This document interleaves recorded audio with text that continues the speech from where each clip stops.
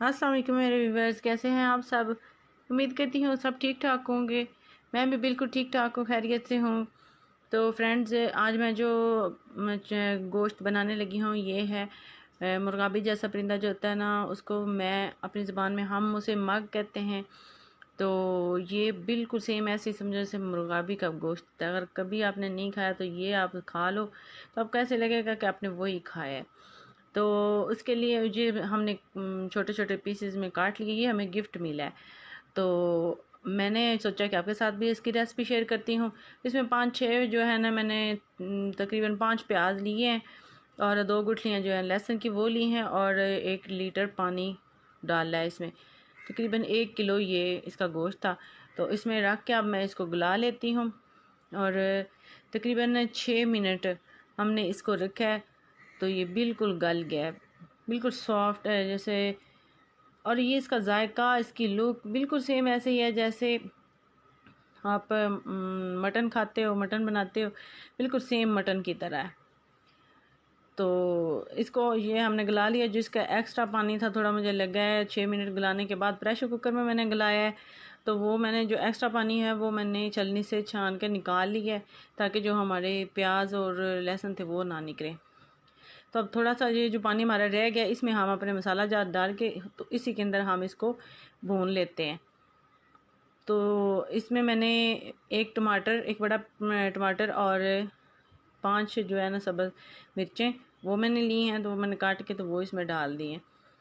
तो 1 चम्मच जो है वो मैंने सूरख मिर्च पाउडर का वो डाला है, 1 भरा हुआ चम्मच है, तो वो डाल दिया है। और साथ हमने इसमें बाकी जो है ना आधी चम्मच, आधी से थोड़ी ज़्यादा चम्मच हमने हल्दी की डाली है।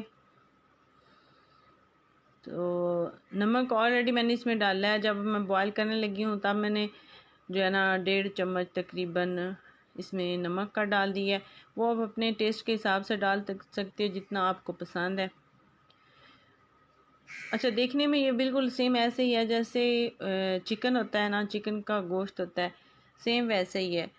लेकिन ये देख लें फिर, जैसे वो समझिए कि देसी मुर्गा नहीं होता, वो गलने में थोड़ी देर लगती है उसको, तो ऐसे फिर इसको भी देर लगी है।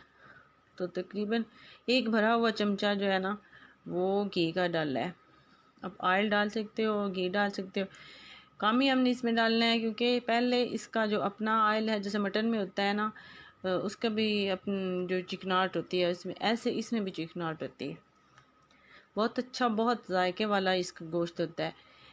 और आप मटन भूल जाओगे अगर आप कभी अपनी लाइफ में से ट्राई करोगे तो पानी खुश्क होने तक हमने वेट करना है उसका। हमने उतनी देर हमने इसको भूनते रहना है, भूनते रहना है। तो इसकी जो ग्रेवी है वो भी बहुत अच्छी बन जाएगी। और ऐसे उसके थोड़ा जो कलर है वो भी रेड रेड कलर इसका आ जाएगा भूनने के बाद। तो माशाल्लाह देखिए कितनी अच्छी लुक आ रही है ना। तो बिल्कुल ऐसे ही आपने इसको तब तक भून लेना है जब तक इसका पानी खुश्क नहीं होता, और इसकी जो मसाला जात है वो अच्छे से भून के जो है ना वो मिक्स अप उनका अच्छे से मिक्सचर नहीं बन जाता।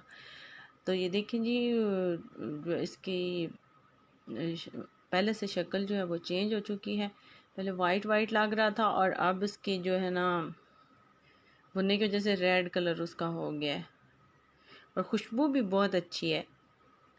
यकीन करें ऐसे ही आपको फील होगा कि जैसे आपने या तो देसी मुर्गा खाया है या फिर आपने मटन खाया है।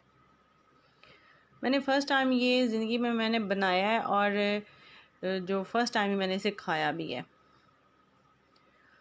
तो ये मुझे गिफ्ट मिला था, तो मैंने सोचा कि जब मैं इसको बना रही हूँ ना, तो मैंने आपके साथ इसकी रेसिपी ज़रूर शेयर करनी है। ये वो यखनी है इसकी जो मैंने पानी पहले इसका निकाल के अभी बॉईल करने के बाद निकाला है छलनी से। तो ये मैं इसमें ऐड कर देती हूँ। अगर आपने इसको ड्राई रखना है तो ड्राई रख लो, नहीं तो मैं तो इसमें शोरबा बनाऊँगी थोड़ा सा। तो ये देखें जी, पकने के बाद वो मैंने वही शोरबा बस लगा दिया था, और देखिए अल्हम्दुलिल्लाह कितना अच्छा जो है ना ही इतना ज़्यादा वो उसमें क्या कहते हैं कि पतला पतला वो शोरबा है, और ना ही जो है ना वो ज़्यादा है। तो बहुत अच्छा बना है, बहुत अच्छी खुशबू इसकी आ रही थी, यकीन जाने बहुत मज़ा भी आया था खाने में। तो आप भी ज़रूर इसको ट्राई करना। और इसकी जो पिक है आपको तो वो भी मैं मेंशन कर दूंगी। अदरवाइज़ आपको आइडिया हो गया होगा, जो लोग मुर्गा भी खाते हैं, जो उसका शौकीन है। तो शक्ल इसकी बिल्कुल ऐसे ही है, बहुत अच्छी। और चलें, आप इसी के साथ ही मुझे दें इजाज़त। तो मिलते हैं अपनी नेक्स्ट रेसिपी के साथ। तब तक के लिए वो मेरे फ्रेंड्स जिन्होंने मेरा चैनल सब्सक्राइब नहीं किया, वो मेरे चैनल को ज़रूर सब्सक्राइब कर दें। मेरी वीडियो को लाइक ज़रूर करना है और शेयर भी करना है अपने फ्रेंड्स और फैमिली मेम्बर्स के साथ। इसके साथ ही मिलते हैं अपनी नेक्स्ट वीडियो नेक्स्ट रेसिपी के साथ। तब तक के लिए मुझे अपनी दुआ में ज़रूर याद रखिएगा। अपना बहुत ज़्यादा ख्याल रखना है। अल्लाह हाफिज़।